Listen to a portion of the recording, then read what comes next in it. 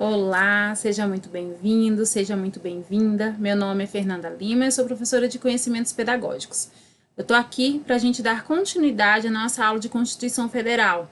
A gente dividiu esse assunto da Constituição Federal, a parte que trata da educação, em duas aulas, em duas mini-aulas, né? A gente chama essas aulas aqui de mini-aulas. Na primeira parte, a gente foi até o artigo 209, e aí a gente vai prosseguir agora com o restante dos artigos que tratam da educação. Para quem não me conhece, eu sou professora de conhecimentos pedagógicos há 6 anos e eu venho ministrando aqui no YouTube diversos conteúdos voltados a conhecimentos pedagógicos para concursos públicos. Então, se você está se preparando para concurso e deseja aperfeiçoar suas habilidades, né, com relação aos conhecimentos pedagógicos, eu te convido a se inscrever no meu canal, porque toda semana eu tenho postado vários assuntos, vários conteúdos, e geralmente eu posto conteúdos solicitados por vocês. Então, caso você tenha algum conteúdo relevante que queira que eu grave, é só colocar aqui nos comentários. Vou te pedir também para você curtir esse vídeo, porque é muito importante, né, para quem trabalha com as redes sociais, com o YouTube. A curtida é o sinal de que você valorizou esse trabalho, gostou desse trabalho e é a certeza de eu continuar gravando. Então, se você puder, eu te agradeço, dá uma curtidinha aí, indica para os amigos, porque isso ajuda em muito o nosso canal crescer. Então, como eu falei, a gente aqui vai tratar da teoria, né, da Constituição Federal. Constituição Federal é um assunto, né, de legislação que cai em muitos concursos voltados à educação. Então, é um assunto que vai ser muito útil para você que vai prestar concurso voltado da área educacional, que cobra legislação educacional. A minha aula tem um diferencial. Além da Constituição, do artigo da Constituição, eu trago qual é o artigo referente à LDB sobre o mesmo assunto. Então, é interessante, caso você ainda não tenha estudado a LDB ou já tenha estudado a LDB, que você revise, né, esta lei para que você entenda os paralelos de um artigo para o outro, porque, na verdade, a nossa LDB ela é mais recente que a Constituição. Então, a LDB ela foi baseada no que a Constituição trazia, né? Lógico que a LDB ela vai trazer muito mais assuntos voltados à educação, porque ela é a nossa maior lei educacional, mas os artigos da Constituição estão lá replicados de alguma forma na nossa LDB. É interessante que você faça esse paralelo. Eu já tenho vídeos aqui gravados de LDB recente, agora de 2020. Tem 6 vídeos já, que a gente já estudou a LDB toda. Caso você ainda não tenha visto, só procurar aqui no canal que você vai encontrar. Então, pessoal, vamos começar a aula? Vamos lá.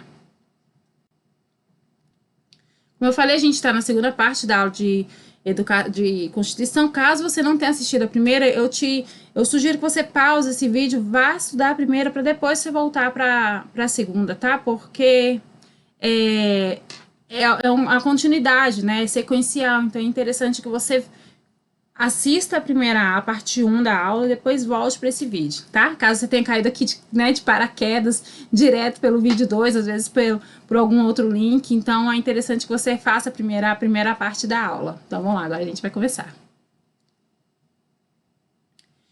E aí, ó,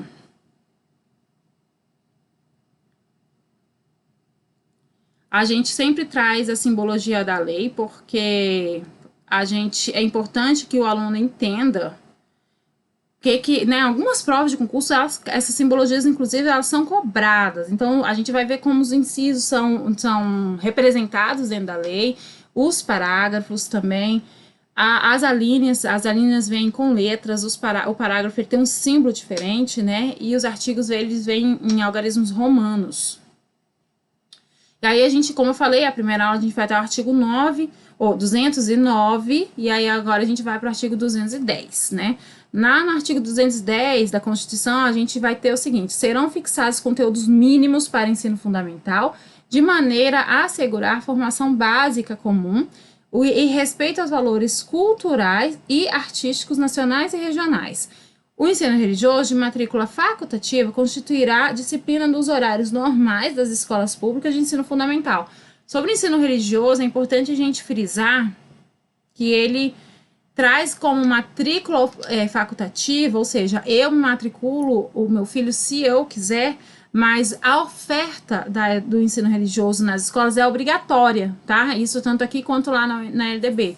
Então, a oferta ela é obrigatória. O que significa? Que o estabelecimento de ensino ele tem que ter na grade horária o ensino religioso. Mas pode acontecer da família fala assim, eu não quero que meu filho faça essa disciplina de ensino religioso. Aí a escola vai ofertar uma atividade paralela para suprir esse horário, essa carga horária, porque a escola não pode obrigar a criança a cursar o ensino religioso. Apesar de ser obrigada a oferecer, né, a matrícula é facultativa, tá? Isso cai bastante em prova, pessoal, cai mesmo. E aí, sobre o ensino fundamental regular, será ministrado em língua portuguesa, assegurado às comunidades indígenas também a utilização de suas línguas maternas e processos próprios de aprendizagem. Isso também é muito importante, gente. A gente sabe que a nossa língua materna é o português, e só que a gente sabe que a gente tem uma comunidade indígena que tem uma linguagem própria, tem dialetos, né? E a lei assegura que eles também possam estudar utilizando essas linguagens próprias para facilitar a aprendizagem deles. Em algumas tribos, em algumas aldeias, não é o português a linguagem mais falada, né? São dialetos próprios. Vai ter o tupi, vão ter alguns que eu realmente não vou saber detalhar. Se alguém aqui tem uma experiência com a comunidade indígena, seria riquíssimo que vocês detalhassem um pouco mais, mas meu conhecimento é bem superficial, assim, né? O que eu sei é que a gente tem um público específico, né, da comunidade indígena, que tem seu dialeto, que tem em algumas situações, tem seus próprios dialetos, e isso faz com que, para eles aprenderem, é importante valorizar esse dialeto, né? Então, a língua materna, ela é valorizada. E lá na LDB, esse artigo 210, na LDB, ele vai estar como artigo 32. A gente vai ter no parágrafo 3º, só precisa acompanhar. O parágrafo 3º, artigo 33. Então, a gente vai ter lá uma parte lá do que eu falei. Lá no artigo 32 da LDB, outra parte vai estar lá no artigo 33. Aí, continuando, o artigo 211 vai trazer a União, os Estados, o Distrito Federal e os municípios organizarão em regime de colaboração o sistema de ensino. E aí, gente, isso lá na LDB vai estar muito bem detalhado a incumbência de cada um desses entes federados, né? A gente vai ter lá as atribuições próprias do sistema de ensino, do Distrito Federal, da União e dos municípios. Mas aqui na Constituição, a gente vai ter aqui no parágrafo 1º, a União organizará o sistema federal de ensino e dos territórios. A União organizará o sistema federal de ensino e o dos territórios financiará instituições de ensinos públicos federais e exercerá, em matéria educacional, função redistributiva e supletiva, de forma a garantir a equalização de oportunidades educacionais e padrão mínimo de qualidade do ensino mediante assistência técnica e financeira aos estados, Distrito Federal e município. Isso significa o quê, esse parágrafo 1º? Que a União ela tem por obrigação financiar as instituições de forma equivalente, equalitária, né? De forma equacionada, igualitária e equacionada. Isso significa que a União ela tem que ter um olhar para todas as partes do Brasil, de forma com que ela consiga fazer essa distribuição nos territórios de forma equacionada, visando uma igualdade. A ideia disso é trazer uma igualdade de recursos, igualdade de oportunidades, igualdade de condições. Então, a incumbência, né, da União. E os municípios atuarão prioritariamente no ensino fundamental e na educação infantil. Então, como eu falei lá na LDB, lá no artigo 74, vai trazer isso de forma bem detalhada, e aí vai falar das incumbências de cada um desses entes, né, federados. É importante que vocês detalhem um pouco mais quando vocês estiverem estudando a LDB. Na Constituição, que aqui é o nosso objeto de estudo hoje, cai exatamente, as questões de prova caem exatamente desse jeito, porque é assim que está na lei, né? Então, é essa a informação que a gente vai ter. Aí, continuando, os estados e o Distrito Federal atuarão prioritariamente no ensino fundamental e médio, ou seja, foi o que eu falei, né? Eles vão redistribuir as atribuições, a União redistribuiu as atribuições para que possa ser priorizado de acordo com as capacidades mesmo. Na organização dos seus sistemas de ensino, a União, os estados, o Distrito Federal e os municípios definirão formas de colaboração de modo a assegurar a universalização do ensino obrigatório. A educação básica pública atenderá prioritariamente ao ensino regular.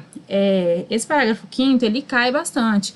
A gente quer, o que quer dizer? Que prioritariamente vai ser atendido no ensino regular a educação básica.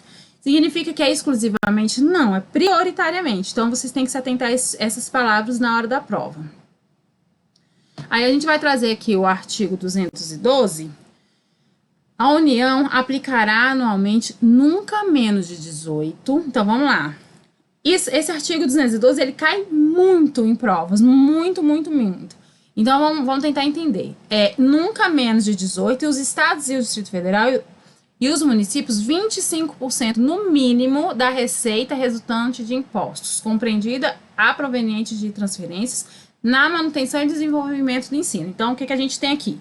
A União, anualmente, ou seja, no ano, ela nunca vai aplicar menos de 18% dos impostos compreendidos e provenientes de transferências. Então, a União, nunca menos de 18%, e os estados, Distritos Federais e os municípios, nunca menos que 25%. Aí aqui, as provas gostam de inverter. Falar que a União nunca menos que 25%, os estados, municípios, Distrito Federal nunca menos de 18%. Um macetezinho para decorar, para ficar mais fácil, é pensar, a União está sozinha, então ela vai contribuir com menos, aí ela vai contribuir com 18%. Os estados, o Distrito Federal e os municípios eles estão em conjunto, eles estão juntos, né? Tem mais. Então, eles podem ajudar um pouco mais, vão contribuir um pouco mais com os impostos. Então, eles vão contribuir 25%. Vocês, guardando esse pequeno macete, vocês não erram naquelas questões em que a banca traz de forma literal. Só para saber se vocês leram o artigo. Ela simplesmente inverte os valores. Lógico, ela vai colocar somente 18, né? Vai ter banca que vai fazer esse tipo de peguinha também? Vai. Então, vocês sabem que, assim, nunca menos de 18, ou seja, 19 pode? Pode, não pode 17. Nunca menos de 25. 26 pode? Pode, não pode 24. Mas, tão importante quanto saber que o mínimo, né, pelo menos 18, pelo menos 25, é também saber quem é que aplica 18% dos impostos, quem é que vai ser 25, né, qual é o ente que vai ser 25. Então, para ficar mais claro, fica a União, que ela é menor, ela tá sozinha, menos 18. Os estados, municípios e Distrito Federal, que estão lá em conjunto, um pouquinho mais, a partir de 25. E aí, vocês têm que decorar, nunca menos, ou seja, mais pode, tá? Vamos continuar. A parcela da arrecadação de impostos transferida pela União aos estados, Distrito Federal e os municípios, ou estados aos respectivos municípios, não é considerada para efeito do cálculo previsto nesse artigo, lá no artigo 212, né? Ou seja, essa a parcela de arrecadação de impostos transferidos pela União não conta, tá? E para efeito do cumprimento do disposto do caput deste artigo, serão considerados sistemas de ensino estadual e municipal e os recursos aplicados na forma do artigo 213, que a gente vai ver a seguir. Lá na LDB, a gente vai ter essa informação também, ela vai estar lá no artigo 69. Então, é uma informação que cai bastante. Se vocês forem estudar, fazer só questões de provas sobre a legislação, vocês vão ver a recorrência que esse assunto cai. Lá na frente, quando a gente for fazer questões em um outro vídeo, para reforçar nosso conteúdo, eu vou trazer algumas para vocês perceberem como que as bancas gostam de cobrar. Mas, em suma, essa dica que eu dei já vai facilitar bastante para vocês. E aí a gente ainda vai ter a distribuição dos recursos públicos assegurará prioritariamente ao atendimento das necessidades do ensino obrigatório, ou seja, esse recurso que está sendo destinado pela União para os estados e municípios, elas visam adequar ao ensino obrigatório, no que se refere à universalização, garantia de padrão de qualidade e equidade, que foi o que a gente já falou lá atrás, nos termos do Plano Nacional de Educação. Vamos lá. Então, os estados, os municípios e a União, eles investem com impostos, pensando em suprir as necessidades da nossa educação obrigatória, tá?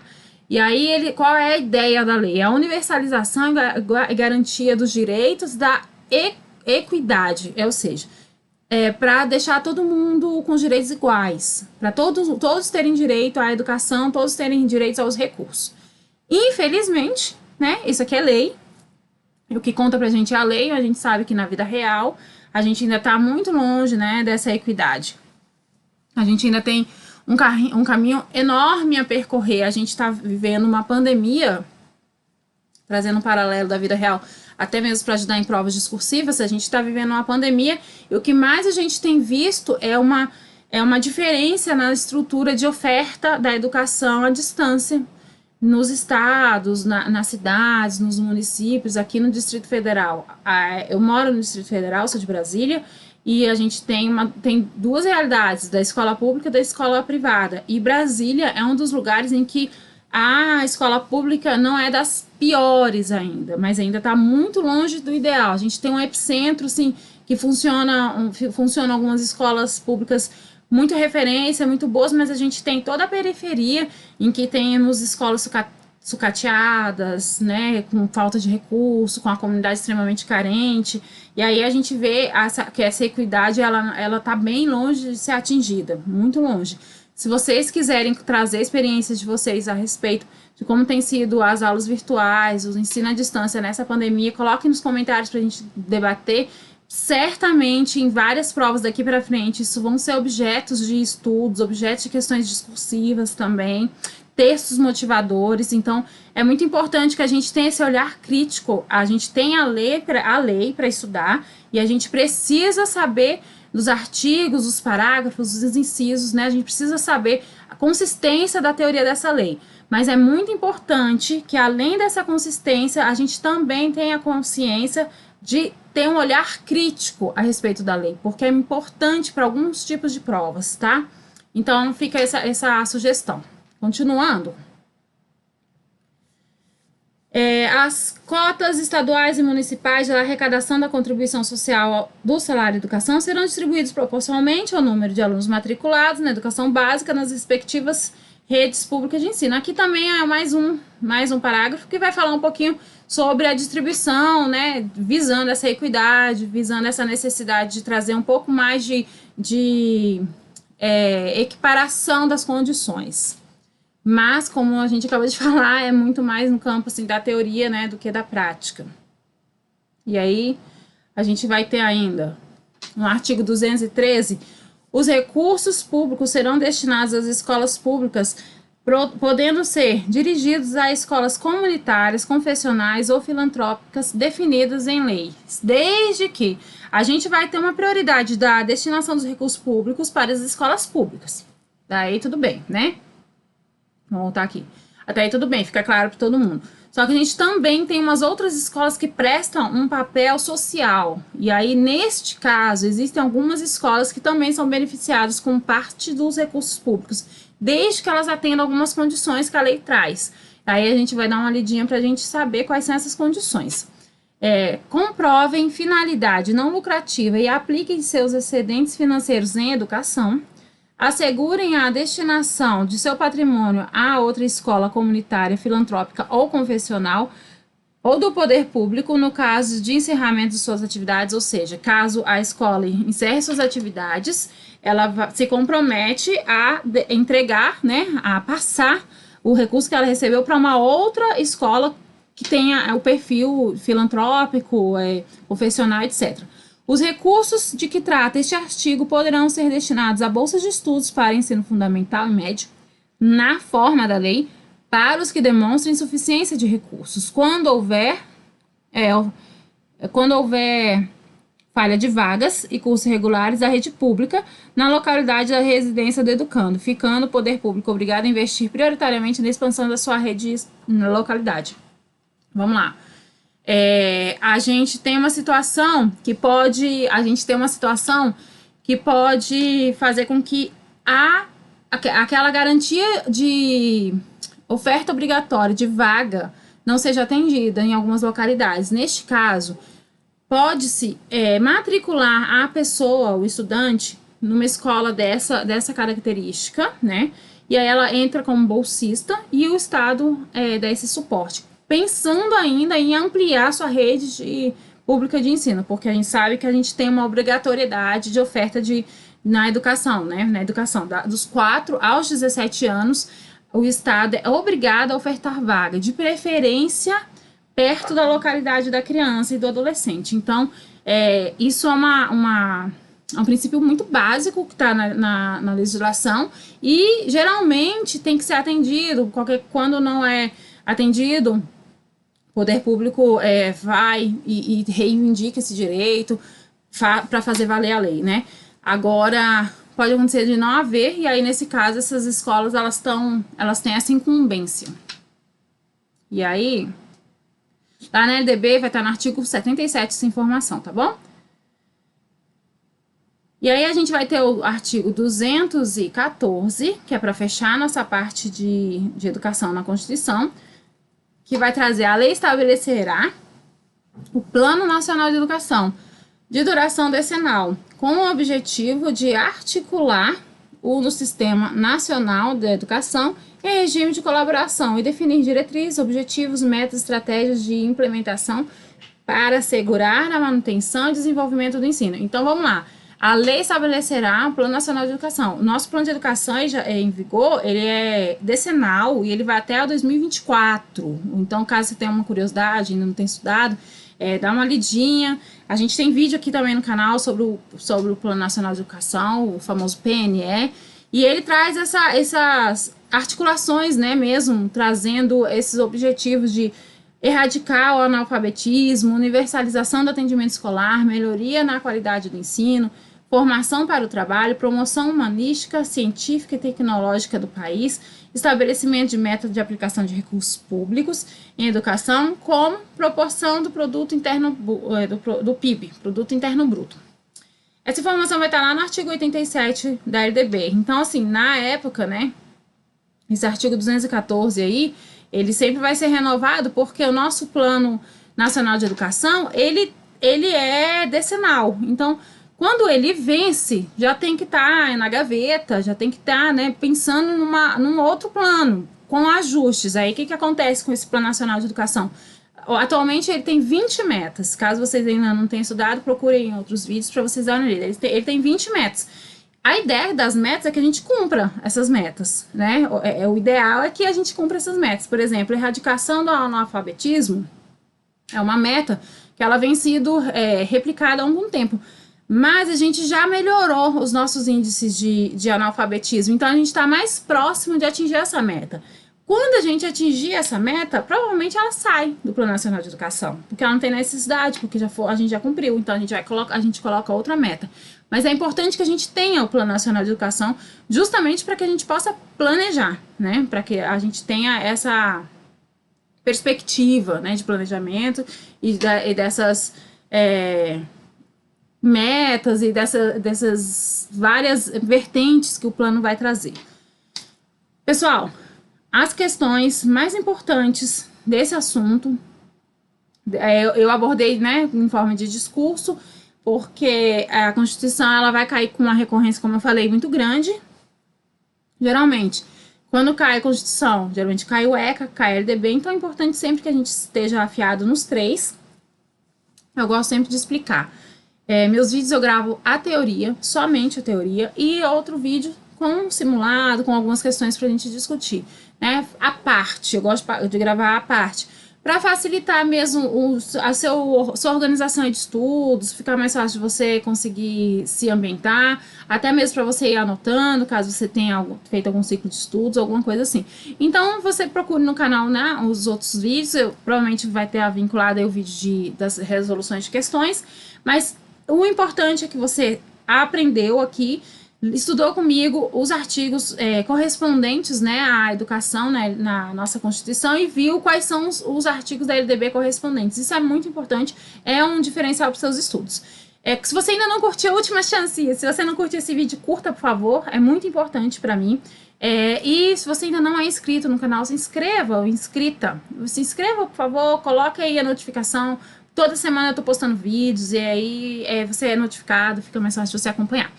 Muito obrigada, um beijo, fique com Deus, até o próximo vídeo. Tchau, tchau.